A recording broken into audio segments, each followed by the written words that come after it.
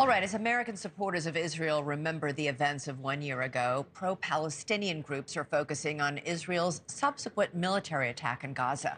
Groups including National Students for Justice in Palestine and the Anti-Israel Within Our Lifetime are hosting a so-called Week of Rage. They say it honors the, quote, fallen martyrs. We should note that among the dead in Gaza are some Hamas terrorists who killed Israelis 1 year ago today. Joining us now is Robert Williams, Executive Director of the University of Southern California's Shoah Foundation. Great to have you here. We're going to talk about college campuses in just a second, but let's broaden our focus lens here for a second, because FBI statistics show that Jews are the victims of 50% of all religiously motivated hate crimes since 2021. They are 1/50th of the population.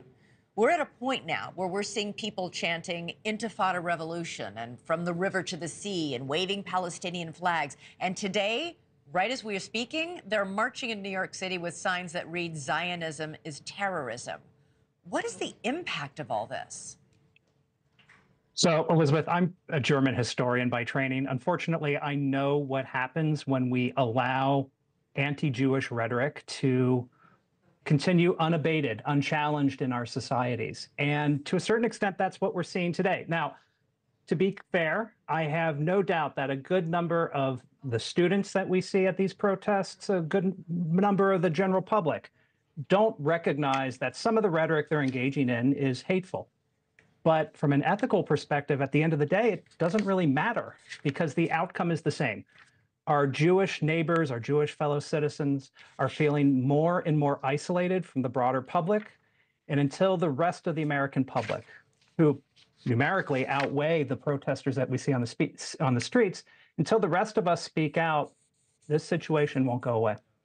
Bret Stephens wrote in the New York Times yesterday that in an era that stresses sensitivity to every microaggression against nearly any minority, macro aggressions against Jews who happen to believe that Israel has a right to exist are not only permitted, but demanded. Is he right?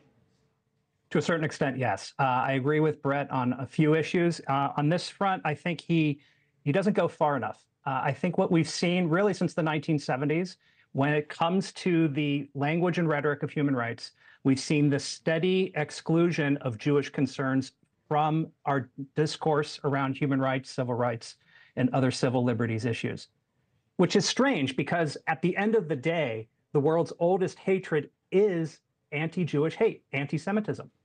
And we're never going to move the ball on any other form of bias until we reintegrate Jewish concerns into our common dialogue. Yeah. We're looking at a live shot right now of this massive protest here in New York City. You know, police barricades were set up when I came into work this morning. We don't see mass protests like this over Vladimir Putin's war in Ukraine or China's treatment of the Uyghur Muslims or the Taliban's mistreatment of women. Why is that? I think there is an unconscious, gravity that anti-Jewish concerns creates.